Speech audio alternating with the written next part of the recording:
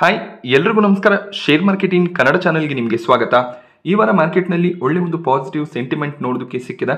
Nifty ಈ ವಾರದ ಬಿಗಿನಿಂಗ್ನಲ್ಲಿ 23,400 ಲೆವೆಲಲ್ಲಿ ಟ್ರೇಡ್ ಆಗ್ತಿತ್ತು. ಆ ಲೆವೆಲ್ನಿಂದ ಒಳ್ಳೆ ಒಂದು ಪಾಸಿಟಿವ್ ಸೆಂಟಿಮೆಂಟ್ ನೋಡೋದಕ್ಕೆ ಸಿಕ್ಕಿದೆ. 24,000 ಲೆವೆಲನ್ನು ನಿಫ್ಟಿ ಈಗ ಕ್ರಾಸ್ ಮಾಡಿದೆ. ಹಾಗೆ 24,000 ಒಂದು ಕ್ರೂಷಲ್ ಸಪೋರ್ಟ್ ಝೋನ್ ಕೂಡ ಆಗಿರುತ್ತೆ. ಮಾರ್ಕೆಟ್ನ ಈ ಒಂದು ಪಾಸಿಟಿವ್ ಮೊಮೆಂಟಮ್ ಕಂಟಿನ್ಯೂ ಆದರೆ 24,200 24,300ವರೆಗೂ ನಿಫ್ಟಿ ಹೋಗುವಂಥ ಚಾನ್ಸಸ್ ಇರುತ್ತೆ. ಅಕಸ್ಮಾತ್ ಸ್ವಲ್ಪ ಪ್ರಾಫಿಟ್ ಬುಕಿಂಗ್ ಬಂದರೆ ವೀಕ್ನೆಸ್ ನೋಡೋದಕ್ಕೆ ಸಿಕ್ಕಿದ್ರೆ 23,800 ಒಂದು ಸಪೋರ್ಟ್ ಝೋನ್ ಆಗಿರುತ್ತೆ. ಆ ಲೆವೆಲ್ಸ್ ಕೂಡ ಬ್ರೇಕ್ ಆದರೆ 23,500ರವರೆಗೆ ಮತ್ತೆ ನಿಫ್ಟಿ ಹೋಗುವಂಥ ಚಾನ್ಸಸ್ ಇರುತ್ತೆ. ಸೊ ಮುಂದಿನ ವಾರದ ಮೇಜರ್ ಈವೆಂಟ್ಗಳನ್ನು ಅಬ್ಸರ್ವ್ ಮಾಡಿದಾಗ ಜುಲೈ 1ಕ್ಕೆ ಆಟೋ ಸೇಲ್ಸ್ ಡೇಟಾ ಬರುತ್ತೆ. ಜೂನ್ ತಿಂಗಳಲ್ಲಿ ಆಟೋ ಕಂಪನಿಗಳು ಯಾವ ರೀತಿಯಲ್ಲಿ ಸೇಲ್ಸನ್ನು ಮಾಡಿದರೆ ಅದರ ಒಂದು ಡೇಟಾ ಬರುತ್ತೆ. ಇದು ಕೂಡ ಮಾರ್ಕೆಟ್ನ ಮೇಲೆ ಇಂಪ್ಯಾಕ್ಟ್ ತರುವಂಥ ಚಾನ್ಸಸ್ ಇರುತ್ತೆ. ಒಳ್ಳೆ ಒಂದು ಸೇಲ್ಸ್ ನಂಬರ್ ನೋಡೋದಕ್ಕೆ ಸಿಕ್ಕಿದ್ರೆ ಆಟೋ ಸ್ಟಾಕ್ಗಳಲ್ಲಿ ಜಂಪ್ ನೋಡೋದಕ್ಕೆ ಸಿಗುತ್ತೆ. ಸಾಕಷ್ಟು ಆಟೋ ಸೆಕ್ಟರ್ನ ಸ್ಟಾಕ್ಗಳು ನಿಫ್ಟಿಯ ಪಾರ್ಟ್ ಕೂಡ ಆಗಿರೋದ್ರಿಂದ ಆ ಸ್ಟಾಕ್ಗಳು ಚೆನ್ನಾಗಿ ಪರ್ಫಾರ್ಮ್ ಮಾಡಿದ್ರೆ ಮಾರ್ಕೆಟ್ನಲ್ಲಿ ಕೂಡ ಪಾಸಿಟಿವ್ ಸೆಂಟಿಮೆಂಟ್ ಇರುತ್ತೆ. ಎಕ್ಸ್ಪೆಕ್ಟೇಷನ್ನ ಪ್ರಕಾರ ಟೂ ವೀಲರ್ಸ್ ಮತ್ತು ಪ್ಯಾಸೆಂಜರ್ ವೆಹಿಕಲ್ಸ್ನ ಸೇಲ್ಸ್ನಲ್ಲಿ ಗ್ರೋತ್ ಎಕ್ಸ್ಪೆಕ್ಟೇಷನ್ ಇದೆ. ಹಾಗೆ ಕಮರ್ಷಿಯಲ್ ವೆಹಿಕಲ್ ಸೆಗ್ಮೆಂಟ್ನಲ್ಲಿ ಒಂದು ಫ್ಲಾಟ್ ಸೇಲ್ಸ್ ಗ್ರೋತ್ ಬರ್ಬೋದು. ಹಾಗೆ ಟ್ರ್ಯಾಕ್ಟರ್ ಸೇಲ್ಸ್ ಫಾಲ್ ಆಗ್ಬೋದು ಅನ್ನೋಂಥ ಒಂದು ಎಸ್ಟಿಮೇಷನ್ಸ್ ಬರ್ತಿದೆ. ಸೊ ಆ ರೀತಿಯಲ್ಲಿ ಟ್ರ್ಯಾಕ್ಟರ್ನ ಸೇಲ್ಸ್ನ ಮೇಲೆ ಇಂಪ್ಯಾಕ್ಟ್ ಇದ್ರೆ M&Mನಲ್ಲಿ ಸ್ವಲ್ಪ ವೀಕ್ನೆಸ್ ಬರುವಂಥ ಚಾನ್ಸಸ್ ಇರುತ್ತೆ. M&M ಆಲ್ಮೋಸ್ಟ್ ಈಗ ಆಲ್ ಟೈಮ್ ಹೈ ಹತ್ರ ಟ್ರೇಡ್ ಆಗ್ತದೆ. ಈ ಲೆವೆಲ್ನಿಂದ ಸ್ವಲ್ಪ ಪ್ರಾಫಿಟ್ ಬುಕಿಂಗ್ ಬರ್ಬೋದು. ಹಾಗೆಯೇ ಎಸ್ಕಾರ್ಟ್ ಕುಬೋಟಾ ಕೂಡ ಅಷ್ಟೇ ಸಾಕಷ್ಟು ಜಂಪ್ ನಮಗೆ ನೋಡೋದಕ್ಕೆ ಸಿಕ್ಕಿದೆ. ಸೊ ಹೈಯರ್ ಲೆವೆಲ್ನಿಂದ ಸ್ವಲ್ಪ ಪ್ರಾಫಿಟ್ ಬುಕಿಂಗ್ ಬರುವಂಥ ಚಾನ್ಸಸ್ ಇರುತ್ತೆ. ಹಾಗೆ ಜುಲೈ 3ಕ್ಕೆ ಮೇಜರ್ ಈವೆಂಟ್ FOMCನ ಮಿನಿಟ್ಸ್ ಆಗಿರುತ್ತೆ. ಜುಲೈ 2ಕ್ಕೆ ಫೆಡ್ ಚೇರ್ಮನ್ ಅವರು ಒಂದು ಕಮೆಂಟ್ರಿಯನ್ನು ಕೊಡ್ತಾರೆ. ಸೊ ರೇಟ್ ಕಟ್ಸ್ನ ಬಗ್ಗೆ ಏನಾದರೂ ಡಿಸ್ಕಷನ್ಸ್ಗಳು ಆಗುತ್ತಾ ಅದನ್ನು ಕೂಡ ಮಾರ್ಕೆಟ್ ಅಬ್ಸರ್ವ್ ಮಾಡ್ತಿರುತ್ತೆ. 2024ರ ಕ್ಯಾಲೆಂಡರ್ ಇಯರ್ನಲ್ಲಿ ಕೇವಲ ಒಂದೇ ಒಂದು ರೇಟ್ ಕಟ್ ಬರ್ಬೋದು ಅಂತ ಅವರು ಹೇಳಿದರು. ಅದು ಅಕ್ಟೋಬರ್ ಅಥವಾ ಡಿಸೆಂಬರ್ ತಿಂಗಳಲ್ಲಿ ಬರುವಂಥ ಚಾನ್ಸಸ್ ಇರುತ್ತೆ. ಹಾಗೆ 2025ರ ಕ್ಯಾಲೆಂಡರ್ ಇಯರ್ನಲ್ಲಿ 4 ರೇಟ್ ಕಟ್ಗಳನ್ನು ಫೆಡ್ ಮಾಡುವಂಥ ಚಾನ್ಸಸ್ ಇರುತ್ತೆ. ಹಾಗೆಯೇ ಇವತ್ತು ಫ್ರಾನ್ಸ್ನ ಜನರಲ್ ಎಲೆಕ್ಷನ್ಸ್ ಸ್ಟಾರ್ಟ್ ಆಗಿದೆ. ಈ ಒಂದು ಎಲೆಕ್ಷನ್ಸ್ ಏನಿದೆ ಜುಲೈ 7ರವರೆಗೂ ಕಂಟಿನ್ಯೂ ಆಗುತ್ತೆ.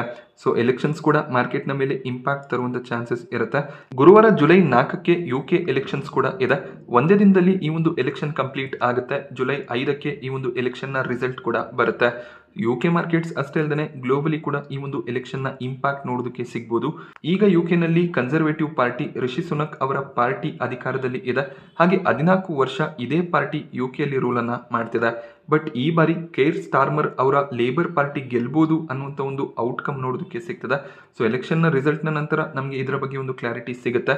ಬಟ್ ಲೇಬರ್ ಪಾರ್ಟಿ ಏನಾದರೂ ಈ ಒಂದು ಎಲೆಕ್ಷನನ್ನು ಗೆದ್ದರೆ ಅದು ಮಾರ್ಕೆಟ್ಗೆ ಪಾಸಿಟಿವ್ ಆಗುತ್ತೆ ಅನ್ನೋದು JP ಮಾರ್ಗನ್ನ ವ್ಯೂ ಆಗಿದೆ. ಲೇಬರ್ ಪಾರ್ಟಿಯ ಪಾಲಿಸಿಗಳು UK ಬ್ಯಾಂಕ್ಗಳಿಗೆ, ಬಿಲ್ಡರ್ಸ್ಗಳಿಗೆ ಹಾಗೆ ಸೂಪರ್ ಮಾರ್ಕೆಟ್ಸ್ಗೆ ಪಾಸಿಟಿವ್ ಆಗುತ್ತೆ ಅನ್ನೋದು JP ಮಾರ್ಗನ್ನ ವ್ಯೂ ಆಗಿದೆ. ಸೊ ಕಳೆದ 14 ವರ್ಷದ ರೂಲ್ನಲ್ಲಿ ಸಾಕಷ್ಟು ಪ್ರಾಬ್ಲಮ್ಸ್ ಕೂಡ UKನಲ್ಲಿ ನೋಡೋದಕ್ಕೆ ಸಿಕ್ಕಿದೆ. UK GDP ಕೂಡ ಫಾಲ್ ಆಗಿತ್ತು. ಪ್ರೈಮ್ ಮಿನಿಸ್ಟರ್ಸ್ಗಳು ಕೂಡ ಚೇಂಜ್ ಆದರು. ಸೊ ಆ ಒಂದು ರೀಸನ್ನಿಂದ ಈ ಬಾರಿ ಲೇಬರ್ ಪಾರ್ಟಿ ಹೆಚ್ಚಿನ ಒಂದು ಸೀಟ್ಸ್ಗಳನ್ನು ಪಡ್ಕೊಳ್ಳುವಂಥ ಚಾನ್ಸಸ್ ಇರುತ್ತೆ. UKನಲ್ಲಿ ಭಾರತದ ರೀತಿಯಲ್ಲಿ ಹೆಚ್ಚಾಗಿ ಪಾಲಿಸಿ ಚೇಂಜಸ್ ಆಗೋದಿಲ್ಲ.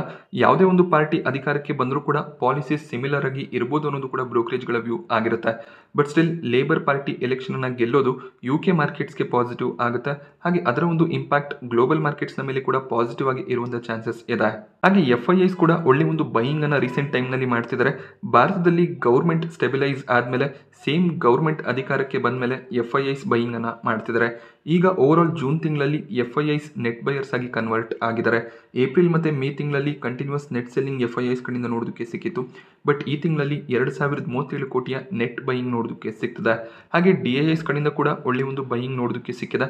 28,000 ಕೋಟಿ ಅಮೌಂಟ್ನ ಬೈಯಿಂಗ್ DIIs ಕಡೆಯಿಂದ ಬಂದಿದೆ. FIIs ಇದೇ ರೀತಿಯಲ್ಲಿ ಬೈಯಿಂಗ್ ಅನ್ನು ಕಂಟಿನ್ಯೂ ಮಾಡಿದ್ರೆ ಮಾರ್ಕೆಟ್ನ ಪಾಸಿಟಿವ್ ಮೊಮೆಂಟಮ್ ಸಸ್ಟೈನ್ ಆಗುತ್ತೆ.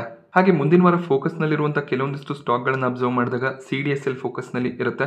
ಜುಲೈ 4ಕ್ಕೆ CDSLನ ಬೋರ್ಡ್ ಮೀಟಿಂಗ್ ಇದೆ. ಈ ಒಂದು ಬೋರ್ಡ್ ಮೀಟಿಂಗ್ನಲ್ಲಿ ಬೋನಸ್ ಶೇರ್ಗಳ ಬಗ್ಗೆ ಡಿಸ್ಕಷನ್ ಆಗುತ್ತೆ.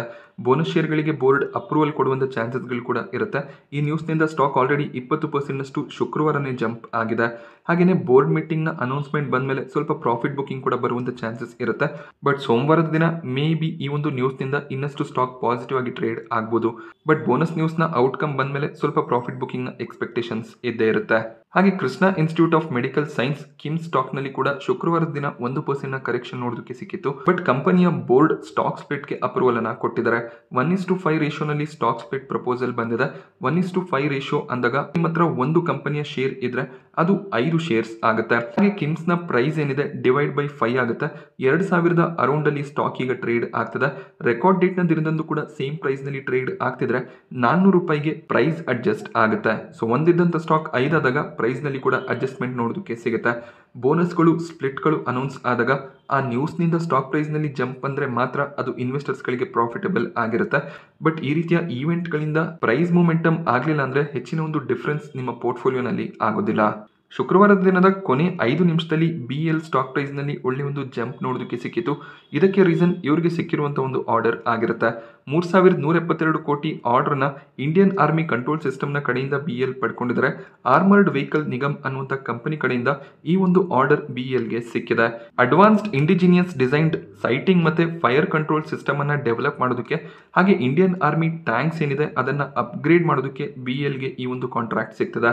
ಸೊ ಖಂಡಿತವಾಗ್ಲೂ ಇದು BEL ಗೆ ಪಾಸಿಟಿವ್ ಆಗಿರುತ್ತೆ.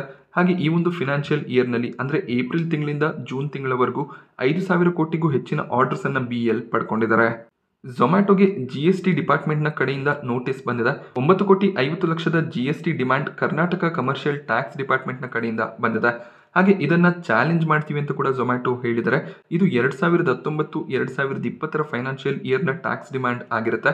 ಟೋಟಲ್ 5 ಕೋಟಿಯ GST, ಅದರ ಮೇಲೆ 3,93,00,000 ಇಂಟ್ರೆಸ್ಟ್, ಅದರ ಮೇಲೆ 50 ಲಕ್ಷ ಪೆನಾಲ್ಟಿ ಸೇರಿ 9,50,00,000 GST ಡಿಮ್ಯಾಂಡ್ ಝೊಮ್ಯಾಟೊ ರಿಸೀವ್ ಮಾಡಿದ್ದಾರೆ.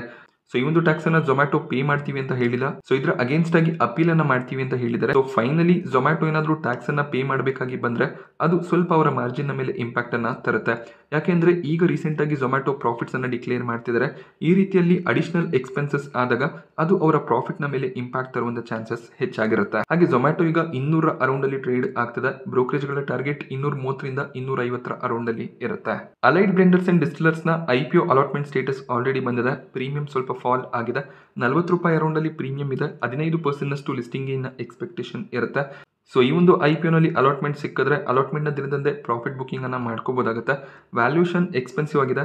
ಸ್ಟಾಕ್ ಗೇನ್ ಆಗ್ಬೋದು, ಬಟ್ ಹೈಯರ್ ಲೆವೆಲ್ ನಿಂದ ಸ್ವಲ್ಪ ಪ್ರಾಫಿಟ್ ಬುಕಿಂಗ್ ಬರುವಂತ ಚಾನ್ಸಸ್ ಹೆಚ್ಚಾಗಿರುತ್ತೆ. ಆದ್ರಿಂದ ಅಲಾಟ್ಮೆಂಟ್ ಸಿಕ್ಕಿದ್ರೆ ಪ್ರಾಫಿಟ್ ಬುಕಿಂಗ್ ಒಳ್ಳೆ ಒಂದು ಆಯ್ಕೆ ಆಗುತ್ತೆ.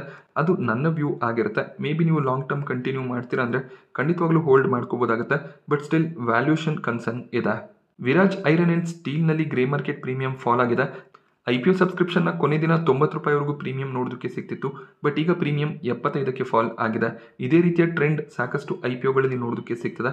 ಸಬ್ಸ್ಕ್ರಿಪ್ಷನ್ ಟೈಮ್ ನಲ್ಲಿ ಒಳ್ಳೆ ಒಂದು ಪ್ರೀಮಿಯಂ ನೋಡೋದಕ್ಕೆ ಸಿಗ್ತಿದ್ದು ಸಬ್ಸ್ಕ್ರಿಪ್ಷನ್ ಮುಗಿದ ತಕ್ಷಣ ಪ್ರೀಮಿಯಂ ಫಾಲ್ ಆಗ್ತದೆ.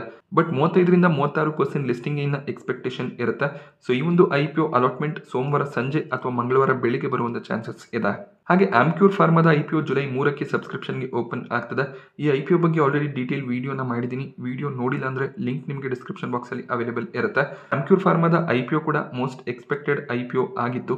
ಸೊ 5,000 ಕೋಟಿ 5,500 ಕೋಟಿಯ IPO ಬರ್ಬೋದು ಅನ್ನೋದು ಒಂದು ಎಕ್ಸ್ಪೆಕ್ಟೇಷನ್ ಇತ್ತು. ಬಟ್ ಕೇವಲ 2,000 ಕೋಟಿ ಅರೌಂಡ್ ಅಲ್ಲಿ ಆಮ್ಕ್ಯೂರ್ ಫಾರ್ಮಾ IPOನ ತಂದಿದ್ದಾರೆ. So detail analysis video available ಇದೆ. ಅದರ ಬೇಸಿಸ್ ಮೇಲೆ ನೀವು ಅಪ್ಲಿಕೇಶನ್ ಹಾಕೋ ಬಗ್ಗೆ ಯೋಚನೆ ಮಾಡ್ಬೋದಾಗುತ್ತೆ. ಸೊ ನಾನಿವತ್ತು ನಿಮಗೆ ಪ್ರೊವೈಡ್ ಮಾಡಿದಂಥ ಇನ್ಫಾರ್ಮೇಷನ್ ನಿಮಗೆ ಇಷ್ಟ ಆದರೆ ವಿಡಿಯೋನ ಲೈಕ್ ಮಾಡಿ.